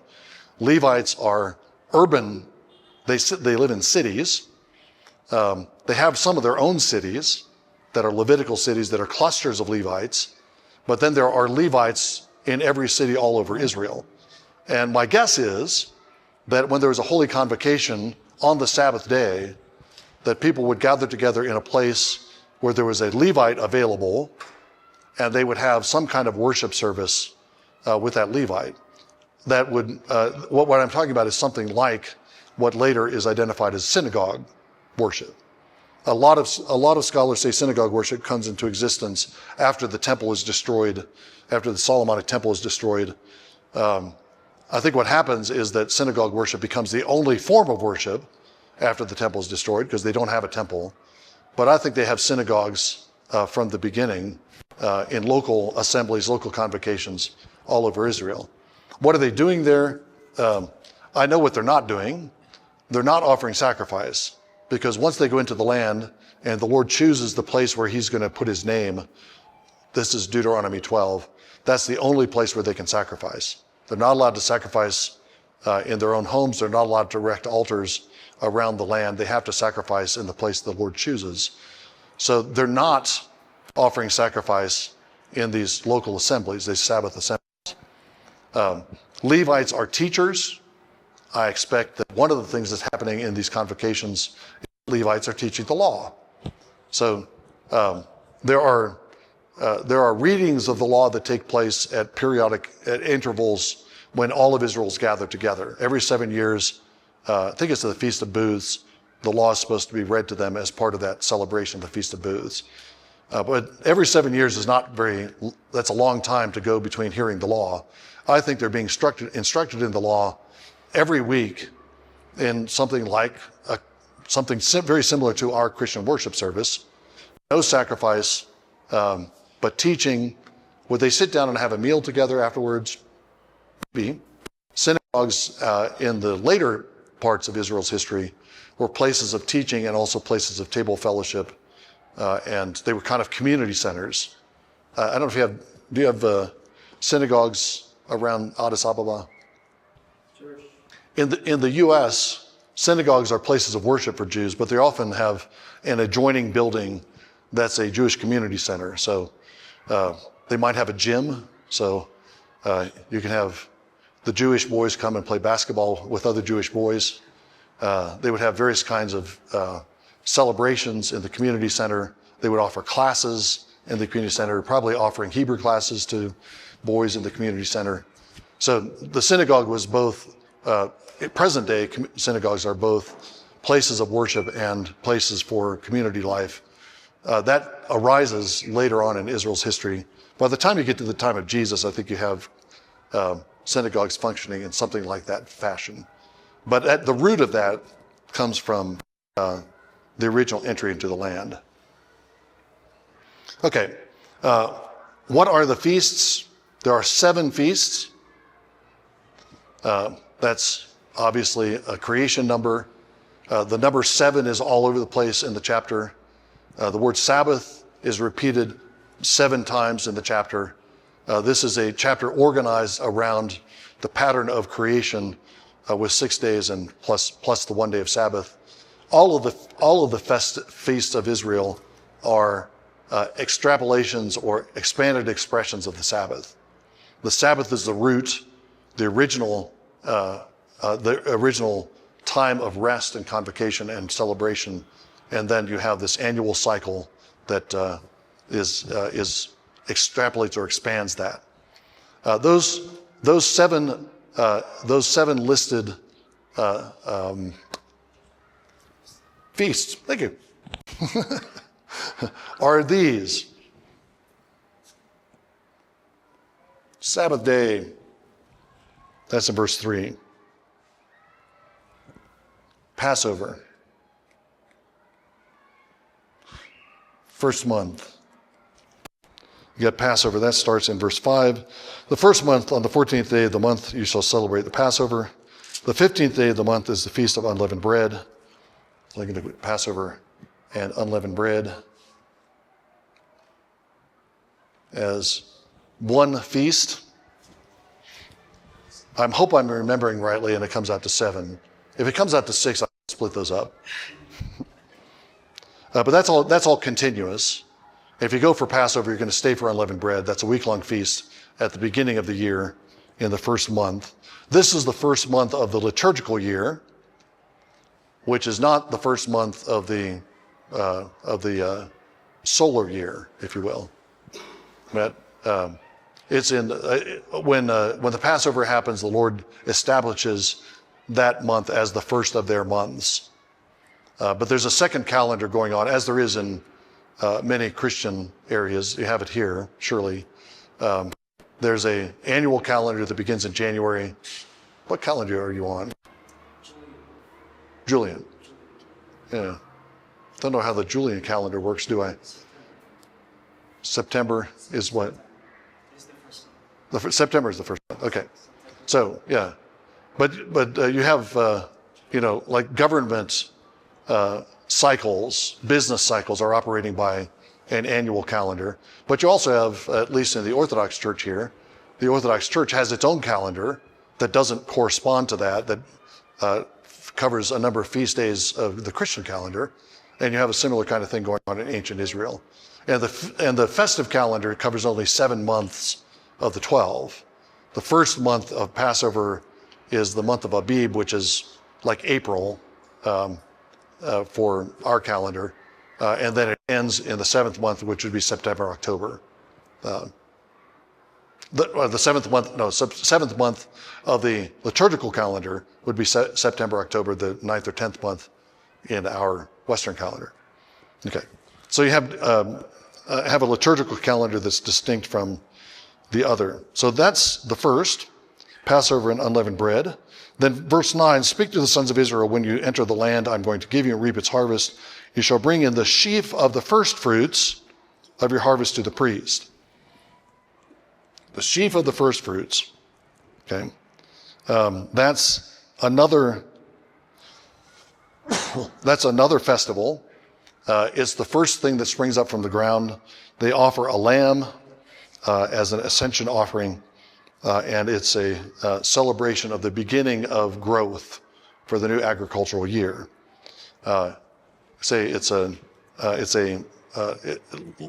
Theologically, it's the beginning of new life coming from the ground. You count off 7 Sabbaths from the Passover, beginning in verse 15, and you get to the day of Pentecost. The day of Pentecost is an Old Testament feast. It's an Old Testament feast that's a feast that is a partial harvest feast. It's a feast of certain grains. Pentecost is also associated with the feast of, with the arrival at Sinai. Pentecost is in the 3rd month, and that's when Israel arrives at Sinai. And the Pentecost is the festival that commemorates the giving of the law, which that's one dimension of the meaning of the Christian Passover in Acts 2. The apostles don't get new tablets of stone with the law written on them, but they get the Spirit who writes on the tablets of the human heart, which is better. Okay, but it's a Pentecost event. The law is being fulfilled by being written on the heart. All right. Then in the 7th month, you have three different feasts or 3 different events. One of them is not a feast. The Day of Atonement is the one fast day in the entirety of the Old Testament calendar. But on the 7th month, the first day of the month, you have a blowing of trumpets. The Feast of Trumpets, that's announcing the 7th month, that's announcing the coming of the Feast of Booths, the Day of Atonement. When the Jubilee comes around every 50 years, the blowing of the trumpet, the word Jubilee comes from the word Yobel, which means ram's horn. So the name Jubilee is named for the horn that's blown to announce that the Jubilee year is happening. It's a year of liberation and an announcement of freedom, return to the land. Those are all happening in the Jubilee year. And it begins with the blowing of a trumpet. So you have a little hint of that in the Feast of Trumpets. Trumpets, of course, in the New Testament are associated with the announcement of the coming of the Lord. They are also in the Exodus. When Israel arrives at Sinai and the Lord comes down to the mountain, he sounds like a trumpet. He sounds like a trumpet that's so loud that their eardrums begin to split, and they ask him to stop. They don't want him to talk to them anymore because he's too loud. The New Testament talks about the trumpet announcing the coming of the Lord. There's 7 trumpets in the book of Revelation. So the blowing of trumpets has a kind of eschatological significance. I think that's true here in the Israelite calendar, because you're in the last month, announcing the last sequence of feast for the year, and you announce that with the blowing of trumpets. On the 10th day, that's on the first day of the month. On the 10th day of the month, you have the Day of Atonement, the one fast day, and we've already talked about what happens there. On the 15th of the 7th month, this is beginning in verse 33, you have the Feast of Booths. And that's a week-long feast, like the Passover unleavened bread feast at the beginning. The Feast of Booths involves Israel constructs booths out of tree branches. It commemorates their time in the wilderness. That's one part of it. That's why it's called the Feast of Booths. It's also called the Feast of Ingathering, because in the 7th month, all of the harvest has been completed. Not just the grain harvest. You have different stages of the grain harvest because you have different grains that ripen at different times of the year. But by the time you get to the Feast of Booths, all of the grapes have been harvested too. So you have grain and grapes. Everything is harvested, and you're celebrating the bounty of the Lord in the Feast of Booths. What does this all mean? I want to suggest that there are 3 layers to this liturgical calendar. On the one hand, the liturgical calendar in Israel is following the annual agricultural cycle of Israel. The planting, the first fruits, the first harvests at the time of Pentecost, the final harvest at the time of Booths, and they're like agricultural festivals that mark the beginning and end of the agricultural cycle. They're associated with different stages of the natural cycles of the earth. Another layer is that you have that are commemorations of the different events of Israel's redemption. So Passover, obviously, leaving Egypt. Pentecost, as I said, is the celebrating the giving of the law at Sinai. Feast of Booths is time in the wilderness. Okay, so every year, Israel is celebrating these massive events. All the men in Israel are supposed to go every year. And they're celebrating these massive events, which include all the men, supposed to include all the men, plus, no doubt, lots of women and children. It's a huge festival. Hundreds of thousands of people have to be in Shiloh and then in Jerusalem at these festivals. And they are celebrating and commemorating what God has done for them in the past. They're there for a week. What are they doing? They're eating, drinking, and rejoicing. Apart from the Day of Atonement, all of these are festive events. They're commemorating these historical events and rejoicing that they have been brought out of Egypt, Passover. They're rejoicing that they received the law, Pentecost. They're rejoicing that the Lord preserved them in the wilderness, Feast of Booths. Okay. The third dimension is a kind of prophetic dimension. Well, before I go on to that, when you see the correlation between the natural cycle, agricultural cycle, and the history of Israel, you can begin to see a kind of gospel announcement or kind of redemptive history that's embedded within the cycles of nature, the cycles of creation. Creation itself, by its annual death and resurrection, by the beginning of the harvest, the fulfillment of the harvest, is already generally proclaiming the works of God, what God is going to do. Okay, Israel is in Egypt, and they are going to come up out of Egypt. They're going to be raised from the grave of Egypt, and they're going to spring up like new sand, like new seed, like new plants in the land. That's a natural cycle that's pointing to the Passover. The harvest is a natural event that's pointing to booths. The prophetic dimension, I think, is particularly evident. You can connect all of these prophetically. Passover is obviously prophetic of the Passover of Jesus. Pentecost prophetic of the giving of the Spirit at Pentecost. The Feast of Booths is a feast of ingathering and harvest, which is a prophetic of the eventual gathering in of Israel, the scattered tribes of Israel, but in gathering in Israel, the Lord is going to gather in the Gentiles. Interestingly, this goes, you have to look at Numbers 28 and 29, those chapters that describe and list out the sacrifices that are done at each one of these events. At the Feast of Booths, 7 days of feasting, and there's a certain number of bulls that are sacrificed each day. Starts with 14 or 15, I can't remember. The first day, let's say it's 14, the next day is 13, the next day is 12, 11, 10. It's descending each day, but if you total up the total number of bulls that are sacrificed during the Feast of Booths, it's 70. So, well, 70 is the number of nations that are listed back in Genesis 10. And from Genesis 10 on, the number 70 is associated with the Gentile world. Now we've got more than 70 nations of the earth, but in the ancient Israelite conception, there are 70 nations of the earth, and at the Feast of Booths, they're offering sacrifice for all the nations of the earth. They're celebrating not just for Israel, but they're celebrating for the Gentiles. And it's also a harvest feast.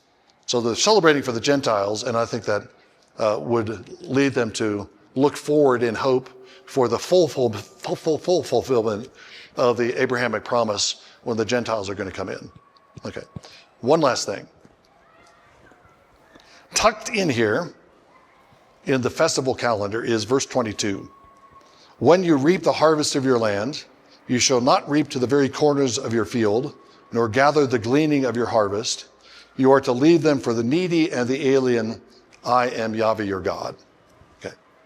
A festive calendar, it's all about the festivity and celebration and appointed times of Israel, and then tucked right in the middle, don't forget the poor.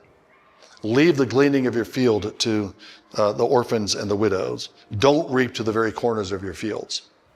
I think that's confirms the point I made earlier in the week about the integration in Israel between festivity and charity, between festivity and care for the poor. These are two sides of the same coin. It might look like they're opposites, and we hear a lot of, at least in the States, we hear a lot of rhetoric as if these are opposites. Like if you're enjoying yourself and enjoying the abundance that you have, then that must be at the expense of care for those who are in need. That can be the case. I mean, you can have people who are getting fat and enjoying all the abundance and just ignoring those who don't have anything. But the biblical picture of charity is that you have an abundance, you rejoice in that abundance, you give thanks for that abundance, you don't feel guilty about the abundance, but you make sure that everyone who doesn't have the abundance comes in and shares it with you. Okay. That's the form that charity should take. So inviting the hungry into your celebrations, inviting the hungry to your church dinners, inviting the homeless people on the streets to share in your potlucks. That's the biblical picture of charity. And I think that verse 22 here in chapter 23 reinforces that very profoundly.